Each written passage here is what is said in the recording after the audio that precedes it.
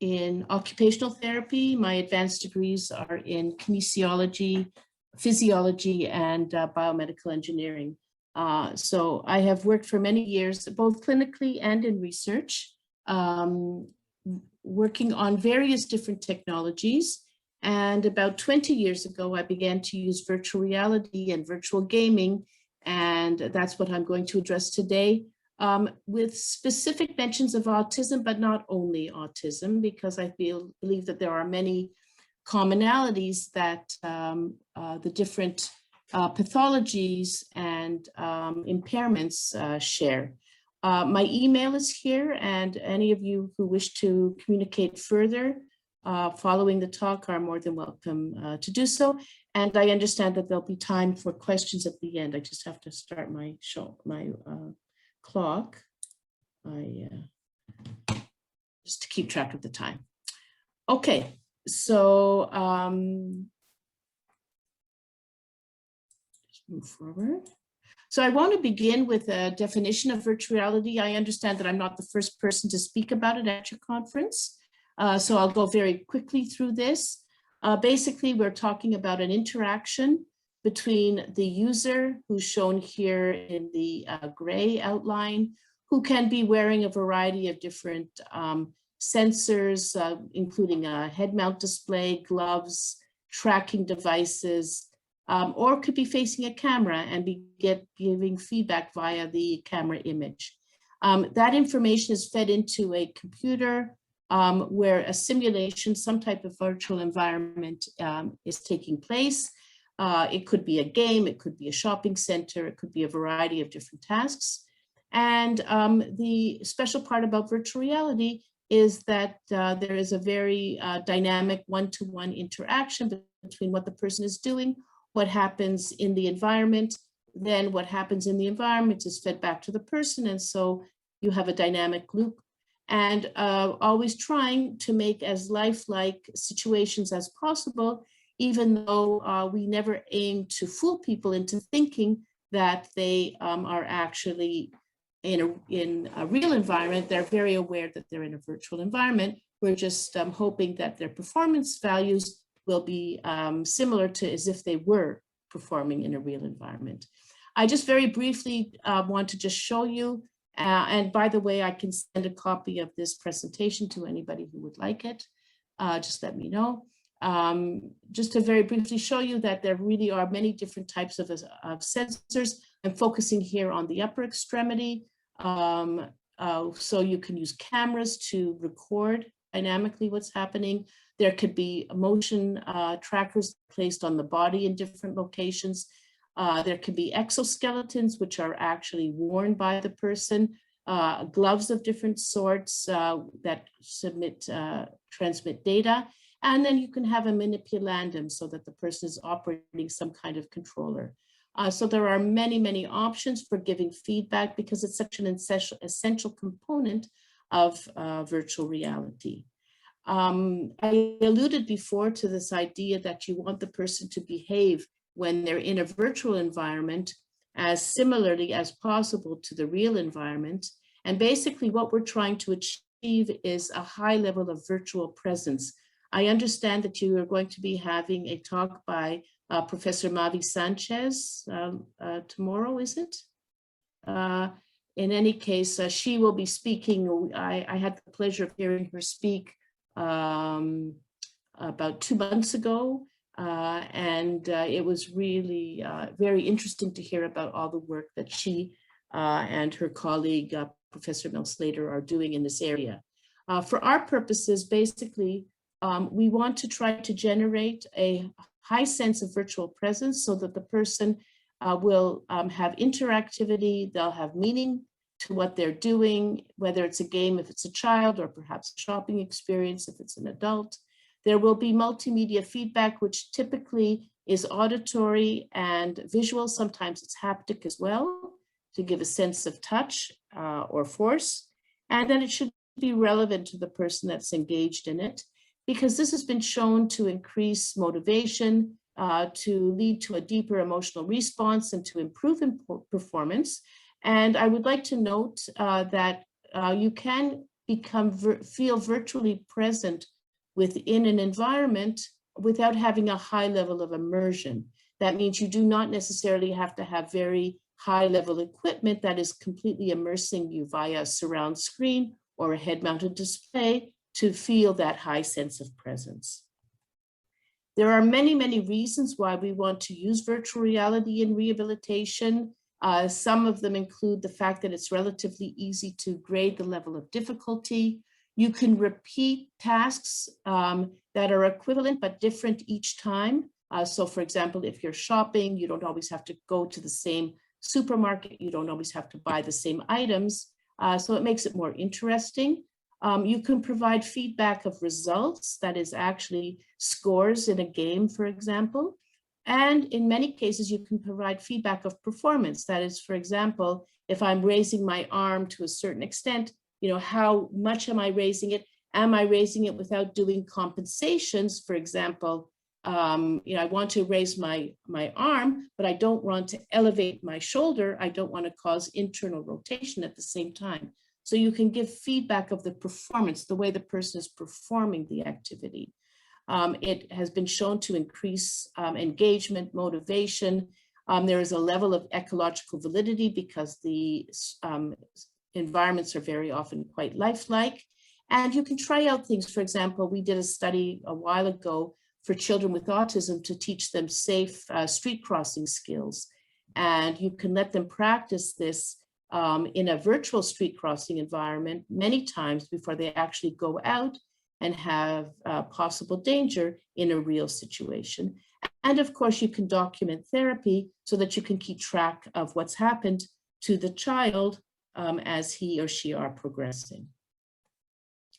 There are many, many different types of virtual reality platforms, ranging from the relatively simple desktop VR gaming types of things, which are basically run via a joystick, switches of different types, a mouse, a keyboard, through to camera tracking so that you can have, typically today we have 3D cameras, such as the Kinect and other ones, which record the person's movements, and that is translated into an algorithm that operates the virtual environment.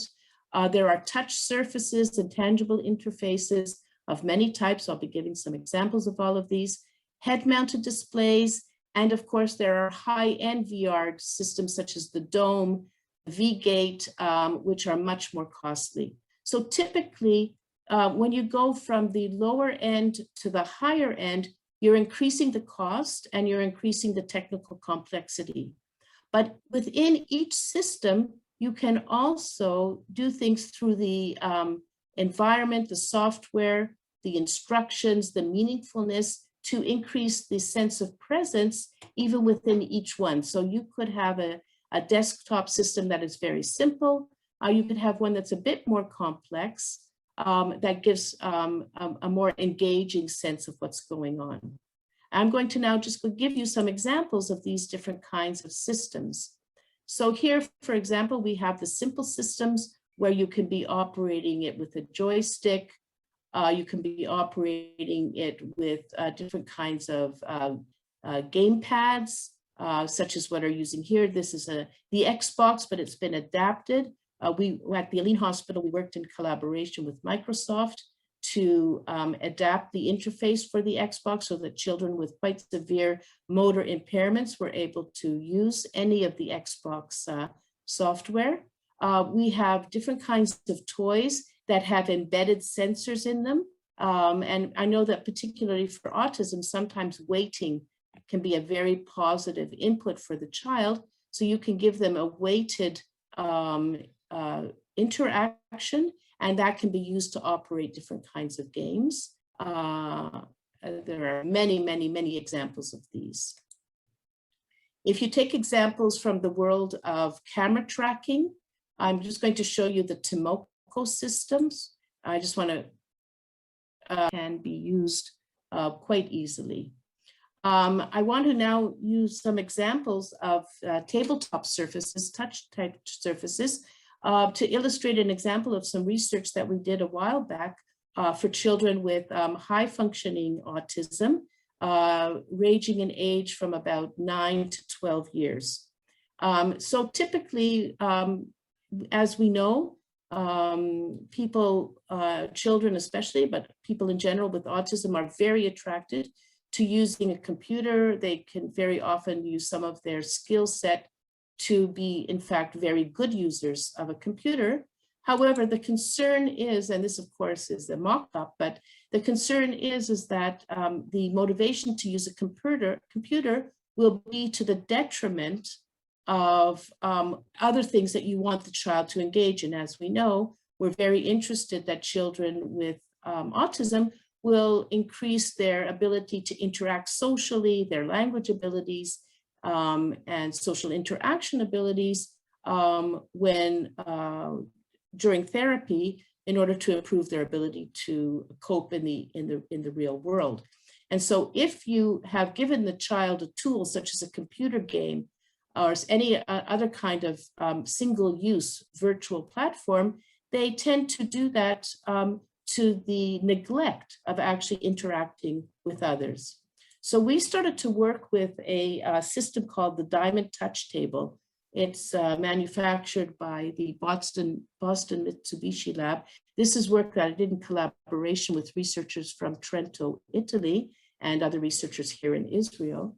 And basically what you have is a touch table that can accommodate up to 8 users. We used it with 3 users at the same time, 2 children with high functioning autism, and a teacher or an occupational therapist who was moderating the interaction. The way it works is that each person, each user is sitting on a pad that is connected to the table. The table itself is constructed from capacitance type sensors so that when you touch it, a circuit is closed and the computer will sense that this is the location that I'm interested in. Because you are connected by sitting on the pad to the table, not only does the computer recognize that someone has touched it, they actually know who has touched it. So in other words, and this is very unique property to tables, multi-touch tables such as the Diamond Touch. If you typically use an iPad or you use some of the IBM touch systems, almost any other ones that, you know, smart boards, for example, they will respond to multi-touching, but they will not be able to distinguish between who actually did the touching. And this was an extremely important attribute because what we did was we designed a series of virtual games that could only be performed when they were done in collaboration with 2 children. And we could, we called enforce the collaboration, because the game simply didn't work if only one child touched it, even if he would try to fool the system by touching it with 2 hands. Although one thing that we learned that children will always find a way, that in some cases the child would recognize that if he touched the table with 1 hand, but then touched his friend's shoulder, he could in fact operate using a second finger of the same hand, 2 different locations, but we were able to control for that eventually. In any case, this is an example of a game. So you have 2. The game works as follows. There was once a bridge that was connecting this side of the city with this side of the city.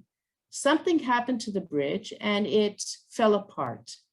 Pieces that belong on this side, the left side of the bridge, fell in some cases to the same side, but in other cases they fell to the other side of the bridge, which is under the control of the person that's sitting on the right. The person who's sitting on the left only has control over his pieces that were supposed to be on the left side. Some pieces that fell from the right side fell on the right. So of course the person on the right can control them, but some of them fell on the left, which he has no control over. So the way the game works, that as long as you're completing the bridge by moving these puzzle pieces from the side to the different parts of the bridge, sorry, I lost my control of my mouse, here it is, you're okay. But the minute that the next piece that you need is on your partner's side, you have to request it from him. he has to then take that piece and transport it using this transport cable over to your side. So in other words, you can perform the game, but you cannot perform it well into completion unless you interact with your partner. Is that clear? Somebody give me feedback? Yeah, yeah. Okay, thank you. Okay, so I'm just going to now go. Okay, so I'm going to show you a video of two children. These are children that hold type, and there are many, many examples of things such as this. And now I want to show you some examples of the head-mounted display. So here you have the Vive head-mount, a child is wearing it. They're in a virtual playground, which can be populated with avatars. This was actually designed for children with autism. And the idea behind the avatars was that in some cases, the avatars, the virtual avatars would be children who would welcome interaction with others. And sometimes they would be negative and they would not welcome it, or we could, not have them at all. And so the children from within the virtual environment are playing a balloon game here. And here you see the child doing it in the real world, but he's viewing everything through the head-mounted display. There are high-level systems, which I don't have time to go into. If anyone is interested in some of these dome-type systems, I can show you these. So I just want to very briefly get into some of the factors that we need to consider when deciding whether to use these virtual environments for our work with children with impairments. So first of all, is the technology necessary? I'm showing you this comic here to show that obviously the simplest way to shave would be to look in a mirror. You don't need a webcam and a computer screen in order to shave. So we always, first of all, have to ask ourselves whether in fact we have learned or we can cope with whatever our therapeutic or educational goal is without using technology. If the technology is to our advantage, of course, to use it. Then the second thing we have to address is, are we using the technology's affordances correctly? So in this case here, also a comic, a woman is using word processing, but she's making the correction with text. So this is obviously not the correct way to use the technology. And unfortunately, due to constraints of time, many clinicians simply have not had the chance to really learn how to use the technology in the best way. There are much literature, and it is our responsibility to learn to see what's done. There are several meta-analyses. I'm putting up one here, which I strongly recommend, to determine whether for your particular therapeutic objective, is there enough evidence to warrant its use? And just very, very briefly, they ended up started off with 199 potential articles for the criteria that they wanted, which were children with ASD under the age of 18, that where non-VR versus VR treatment was compared, and where there were quantitative and validated outcomes. So they only ended up with 31 articles, which is not bad actually. But still, you have a lot of literature out there that really does not have enough power to it to really make conclusions from it. Just to show you the range of age from the age of 3 to the age of 20. So most of the studies are focusing on children aged from about 8 till about 15 or so. And in terms of the objectives, so of course, social skills is one of the strongest candidates, then emotional skills, daily living skills, communication, attention, physical activity, and phobias. So this just gives you an idea of where we stand. So that meta-analysis, which was done not so long ago, basically still concluded that there is moderate evidence. It's not yet strong because we still really don't know exactly which type of virtual reality we're using. In other words, these 31 studies that we ended up comparing, they were all using different types of platforms, and it makes it very difficult to compare them. The results, however, are promising, and it means that we do need to continue to work and produce studies that have results that are validated, to improve the evaluation process, to increase our sample sizes. They tend to be very, very small relative to other randomized controlled trials that exist. Now, some pitfalls that have now been avoided are, for example, encumbrance. Believe it or not, this is a head mount display that was used in the mid 1990s by, I'll give her credit because even though this is a huge head mount display, Dorothy Strickland was one of the very first people to ever look at the phenomena of using VR for children with autism.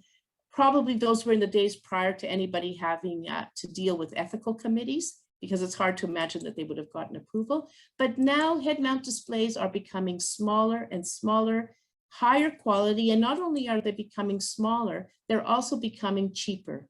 And so now there's a lot of growth in using your telephone to embed it in a carton and use it as a headset. It does have restrictions in terms of the field of vision and the resolution, but many of these systems are useful. And so you should definitely consider that. And then also we have to make sure that when we use off-the-shelf equipment, and I apologize, I'm giving you an example, not from the realm of autism, but from the realm of developmental coordination disorder. This child here is using an off-the-shelf virtual game, which is clearly not adapted for her. And basically what it's doing is it's causing her to go into many unwanted motor patterns, which in fact, in my opinion, and the therapist actually recorded this on purpose just to show the danger of VR when not used correctly. Oh, sorry, I'm sorry. This is when it was used correctly. Wow, I mixed up the sides of them. Maybe, whoops. I might not have the one that's not used well. Yes, here it is. Okay, so you can see what happens when the child is using it incorrectly. They basically collapse and are not able, they're worse off. It would be better for them not to have therapy. In this case, simply identifying what can give stability to the child, giving a small stool here is enough to organize her and make it a more effective use of the technology.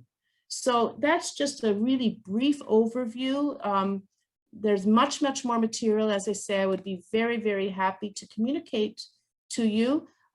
Just as the meta-analysis concluded, I feel that we are well on our way to demonstrating the types of VR that can be useful and under which circumstances for which types of children, for which therapeutic objectives, but there is still a lot of work to do.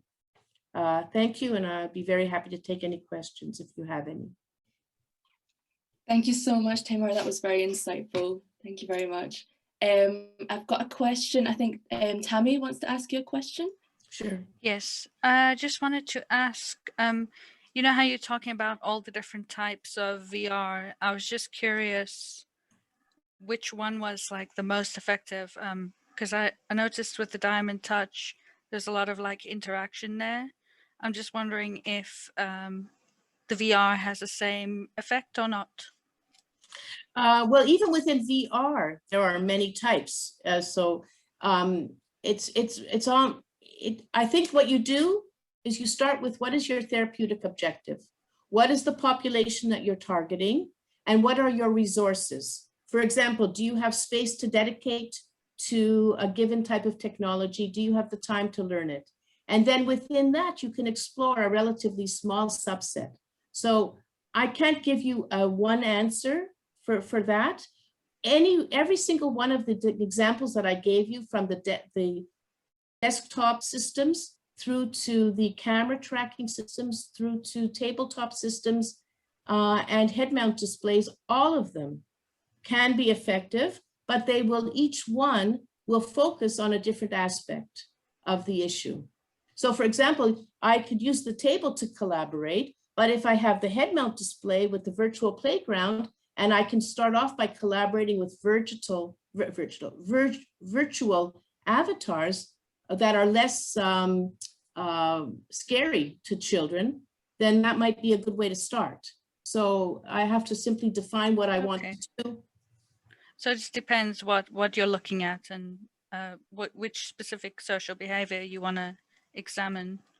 Yes. Okay. Yes. And to always re-ask yourself, am I actually, does the technology afford, do its properties enable me to actually address those specific issues? I'll just give you another example. in the case of some of our software with the Diamond Touch table, it required a relatively high level of language, which was not possible for the lower functioning children. So in that case, we were able to have them do collaborative exercises, but they did it with simpler puzzles that did not require any actual storytelling that some of the other games did require. Okay, thank you for that. Does anyone else have any questions for Tamar? David? Shall I chip in here? Yeah, I'm interested, Tamar. So it's, David Simmons, very interesting talk you gave there. Yeah, this whole idea of what we call virtual reality was brought up by the speaker yesterday, Matthew Schmidt, and he was sort of arguing for maybe a bit of a more confined or restricted definition of what virtual reality is. So in your view, I mean, I'm assuming you don't think that anything that uses tech is virtual reality. So what is that? What makes the step from something that you would call virtual reality to something that you wouldn't, in your view? Yeah, it's a really excellent question, David, and it's one of the hottest topics now. There is not a single article that I either write and get comments from reviewers, or myself as a reviewer make comments on, that does not address this particular issue. I actually think that we have a real terminology problem in this field. And I think that we kind of all fell into, or I'll say I fell into the trap, but many others, I have a lot of good people that fell into it together with me, of using the term virtual reality when it's really, really not so appropriate anymore. Because basically, the slide that I showed you that showed all of the different types of equipment, it's all on a continuum. And sometimes when I'm dealing primarily, when I'm writing about results dealing with children, as I say, I just went through a review of an article yesterday where we simply refer to it as virtual gaming. And we focused on the properties of virtual gaming that have a large overlap with classic virtual reality. For some people, if they say virtual reality, then they mean primarily a head-mounted display is used, and or a large scale dome surround screen type of environment. And they will not include the simpler interactive gaming that I talked about today. So I actually think we need to come up with a new term. For when you deal with children, virtual gaming is almost the best term to use. And then elaborate by indicating which mechanisms you're using for the interaction, whether it's a glove or a table surface or a simple mouse. When it's adults, virtual gaming is a little bit pejorative. It trivializes perhaps what they're doing. And so then you maybe have to talk more about virtual tasks or virtual environments. I mean, I'm certainly open if you have any suggestions. I will listen. I wasn't able to attend the talks yesterday, but I understand that they've been recorded. And I'm very interested to hear what the speaker has to say about it, in fact. Well, yeah, I mean, he was just saying there's a definitional issue, I think. And so that if you say that an environment or a virtual reality intervention works, what does that mean? You know? Yeah.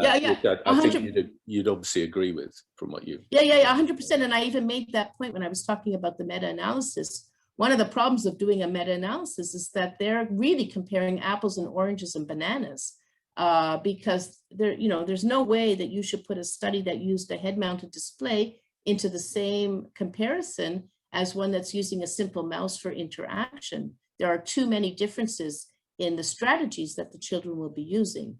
And so, there definitely needs to be, to deal with the terminology. I personally try to simply give more detail about what I mean when I'm referring to it. And as I say, as long as I'm in the realm of children, I almost always now talk about virtual gaming. I should have even for today, but I didn't. So bad habits.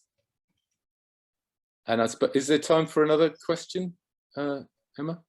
I think Sharona has received a question. That Oh, she- good. Okay. Yes. I'll let yeah. somebody else take over. I've got a question from Lee from her personal curiosity, and she just wants to ask, did you use Motic Grail system for one of the studies? If so, was it with autistic people? And if this is a yes, how did you manage to the contrast of lighting to not overwhelm the participants? Yeah, so yeah, that's bravo for picking up that it's the Grail system that we use at the hospital. We actually do not use it so far for autism. We use it primarily for children with cerebral palsy, for making decisions about surgical procedures, tendon transforms, bone lengthening, etc., as well as children with developmental coordination disorder and a variety of other issues like that, that primarily have a motor component to it. I actually personally feel that we do not give enough attention to the motor component of problems that are sometimes experienced by children with autism, particularly when there are comorbidities for them. But I have not myself actually done that. And if you recall from the meta-analysis, there was a very small percentage of studies using VR, virtual gaming, for autism that addressed motor issues. And so to my knowledge, the Grail has not been done for that particular purpose. Although I must say that the Grail does give a nice opportunity for dual tasking. So if you ever want to see what's happening when a child is walking as well as engaging in some kind of social interaction that is displayed on the large screen, you could do so through the Grail. That's a great question. Thank you. Before we move on to the next speaker, does anyone else have any burning questions? Are we good to go? Okay, so next speaker. Thank you so much. Okay, That was amazing. Thank you so much. you're welcome. Thank you for the opportunity. Thank you. Next speaker.